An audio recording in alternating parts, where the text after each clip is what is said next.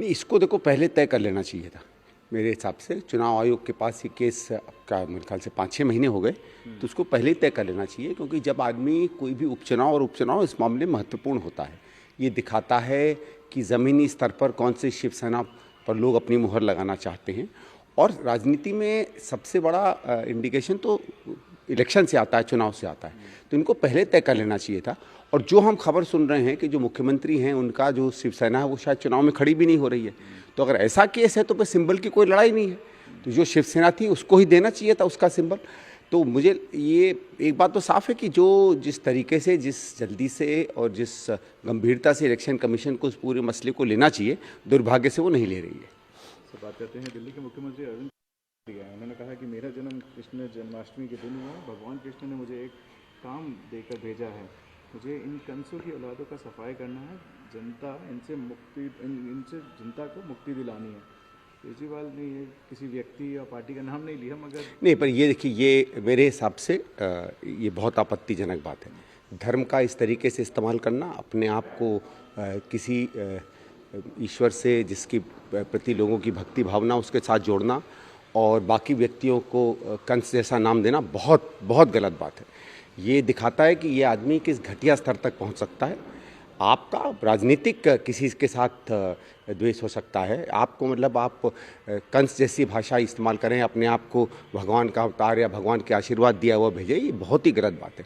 और मैं एक और बात जरूर बताना चाहूँगा, आपको भी मैं कहूँगा कि चेक करिए, ये 16 अगस्त 1968 को पैदा हुए थे, उस दिन शायद 15 तारीख को जन्माष्टमी थी, 16 की नहीं थी। सर ब्रिटिशर्स के साथ थी, आरएसएस ने भी रिवर्ट किया। उन्होंने बोला कि राहुल गांधी के रिमार्क्स संघ के खिलाफ और सावरकर के खिलाफ उनकी फ्रस्ट्रेशन दिखा रहा है पॉलिटिक्स में। देखिए, चाहे राहुल गांधी हो चाहे कांग्रेस पार्टी हो, संघ की क्या विचारधारा रही, सावरकर अपने दूसरे रूप में जब तक वो सेलुलर जेल गए तब एक अलग सावरकर थे, उसके बाद के सावरकर, इनके ऊपर हम लोगों की जो नीति रही है वो स्पष्ट रही है। आज नहीं, पिछले 100-150 सालों में, संघ के आने के पहले से ये हमारी नीतियाँ रही हैं। संघ तो बाद में पैदा भी हुआ था, तो संघ का ये कुछ समझ लेना कि कोई विशेष स्तर आता है या हमारी फ्रस्ट्रेशन का नतीजा है। संघ को दिक्कत क्या है कि हमारी विचारधारा ने, हमारी सोच ने कम से कम पिछले 70 सालों में 50-55-60 साल तक देश की मुख्य विचारधारा रही। और अब भी जिस दिन भी संघ जो है, जिस तरीके से उनकी बीजेपी की सरकारें चल रही हैं, सरकारें चूकेंगी, फिर हमारी विचारधारा का वर्चस्व आएगा और वो जनता में फैलेगी। इसलिए अगर फ्रस्ट्रेशन कहीं है तो शायद संघ के अंदर है। सर, एनसीपी की जो मुस्लिम माइनॉरिटीज़ हैं उन्होंने काफ़ी कुछ बॉलीवुड में कंट्रीब्यूट किया, चाहे लेखक हो जी, या पोइट्रीज में हो या बाकी जी, एस्पेक्ट में भी जी। और बोल रहे हैं कि मुस्लिम्स का काफ़ी ज़्यादा कंट्रीब्यूशन रहा है और जिसको इग्नोर नहीं किया जा सकता, जिस तरीके से एक साइड से देखिए, भारत की विकास में, भारत की संस्कृतियों में, भारत के तमाम आयामों में, सब में हर वर्ग, हर धर्म का बराबर से एक तरीके से रहा, किसी का किसी चीज़ में, किसी चीज़ में। और इसका आप देखिए, किसी धर्म या जाति से विशेष भी नहीं जोड़ सकते। हमारे यहाँ गीतकार आए हैं, संगीतकार आए हैं, लेखक आए हैं, आलोचक आए हैं, एक्टर आए हैं, एक्ट्रेसेस आई हैं, गाने वाले आए हैं, तमाम लोग आए हैं, हिंदुस्तान के हर कोने से आए हैं।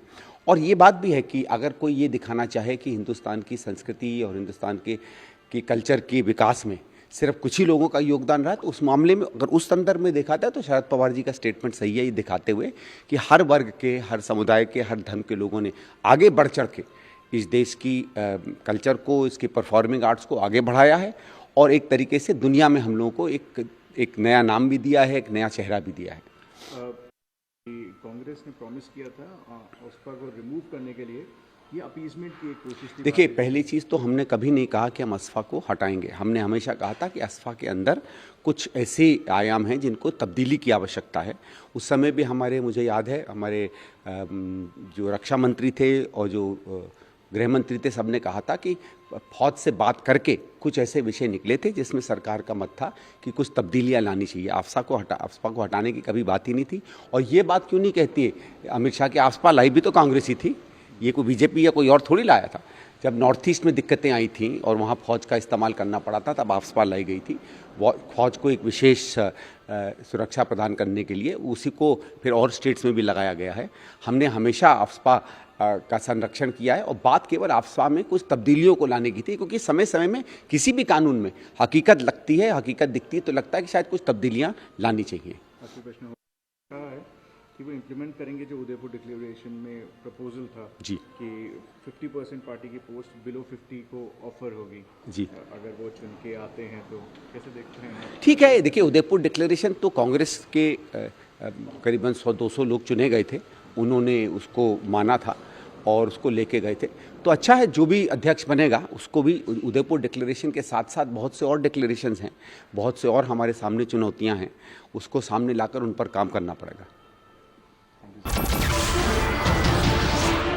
नमस्कार, मैं हूं मानक गुप्ता। अगर आपको हमारा ये वीडियो पसंद आया हो तो इसे लाइक और शेयर जरूर करें और हाँ, हमें सब्सक्राइब और फॉलो करना ना भूलें ताकि आप देश और दुनिया की कोई खबर मिस ना करें। तो जुड़े रहिए हमारे साथ और देखते रहिए न्यूज़ 24।